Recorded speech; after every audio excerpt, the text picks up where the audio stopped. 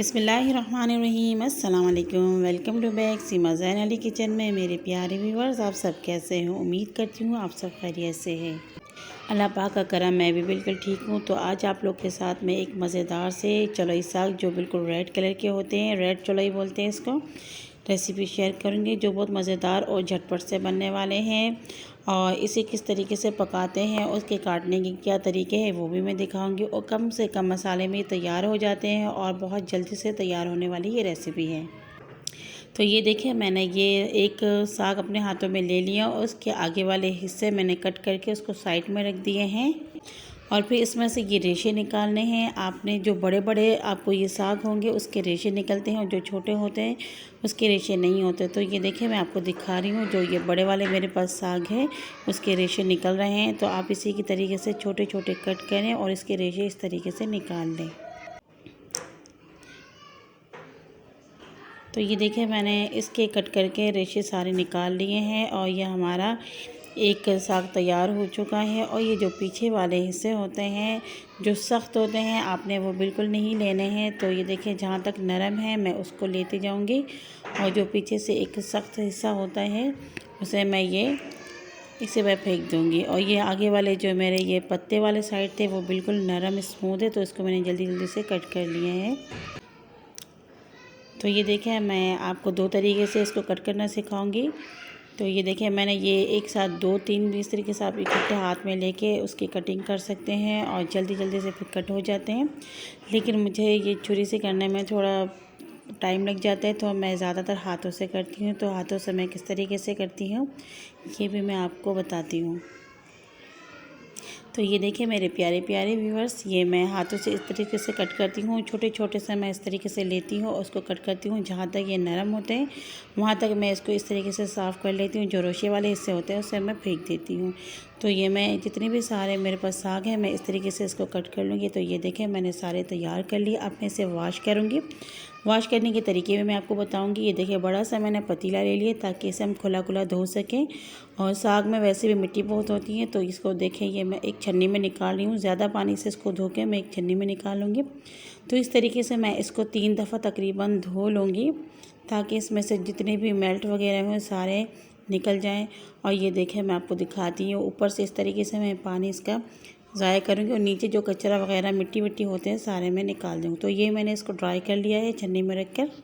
और इसे पकाने के लिए हमें ज़्यादा कुछ चीज़ों की ज़रूरत नहीं है। बस एक बड़ा सा प्याज, 7 से 8 ये हरी मिर्च लिए मैंने, और ये लहसुन अदरक का मैंने ये हाफ़ टी स्पून जितना मैंने पेस्ट ले लिया है। और ये हमारा बघार होगा। छोटा सा प्याज, 1 चम्मच से थोड़ा कम ज़ीरा, कुछ ये सुर्ख मिर्च तोड़ कर, और 4 से 5 लहसुन के जवें। तो साइड में मैंने कढ़ाई रख दी और उसमें 2 टेबलस्पून जितना ऑयल गरम कर लिया है मैंने, और लहसुन अदरक का पेस्ट इसमें शामिल कर दिया है। और इसे थोड़ी सी देर में इस तरीके से भून दूँगी। इसमें बहुत ज़्यादा कलर बिल्कुल नहीं लाना है, बिल्कुल सॉफ्ट सा इसको हमने पकाना है ताकि इसकी जो खुशबू है वो तेल के अंदर आ जाए। और इसमें मैं शामिल कर दूँगी इस टाइम पे प्याज।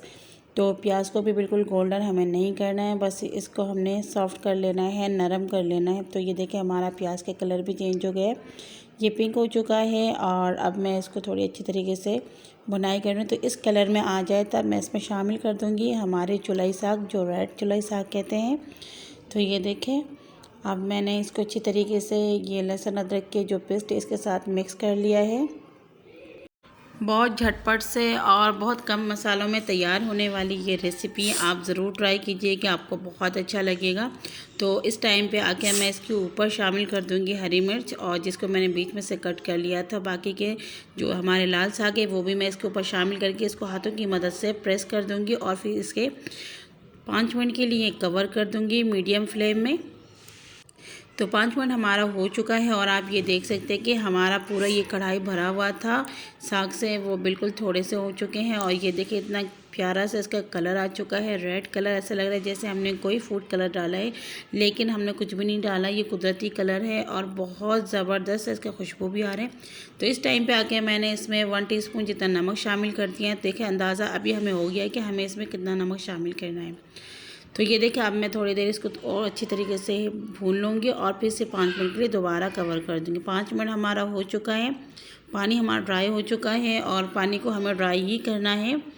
तो ये देखें ये हमारा तैयार हो चुका है। थोड़े थोड़े से इसमें पानी है, तो हमें बिल्कुल ये हल्के हल्के से ही पानी इसमें रखने हैं, बिल्कुल भी इसको ड्राई नहीं करना है। अगर आपको बिल्कुल ड्राई पसंद है तो आप बिल्कुल ड्राई कर लें, लेकिन मुझे थोड़े से शोरबे वाले अच्छे लगते हैं।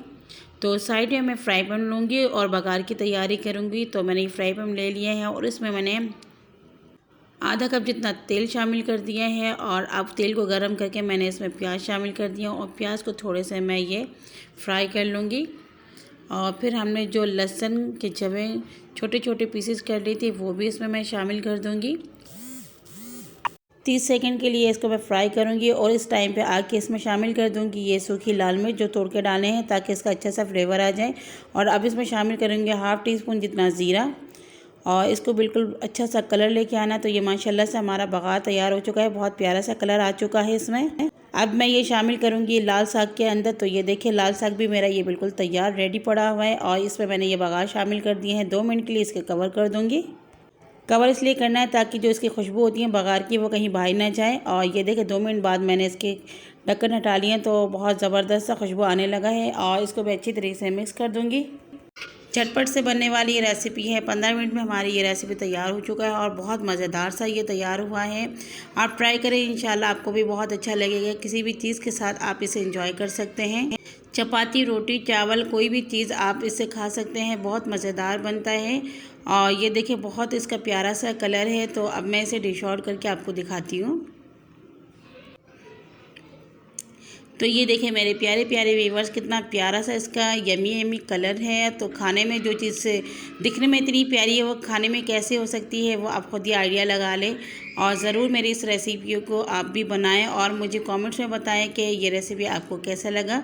जिन्होंने अभी तक मेरे चैनल को सब्सक्राइब नहीं किया प्लीज़ चैनल को सब्सक्राइब कर दें, लाइक करें, दोस्तों और फैमिली मेम्बर्स के साथ ज़रूर शेयर करें, बेल आइकन को ज़रूर प्रेस किया करें ताकि मेरे आने वाले तमाम नए नए वीडियो के नोटिफिकेशन आप तक जल्द से जल्द पहुंच जाए और आपको अच्छी अच्छी रेसिपी सीखने को मिले। तो आज आपको मेरे लाल चुलाई की ये रेसिपी कैसे लगे प्लीज़ कमेंट्स में ज़रूर बताइएगा। और आपको अगर मुझसे कुछ पूछना है तो ज़रूर पूछ सकते हैं, इंशाल्लाह मैं आपको हर बात की जवाब दूँगी। तो अपनी बहन को दुआओं में याद रखिएगा। अगले वीडियो तक के लिए इजाज़त दीजिए। अल्लाह हाफ़िज़।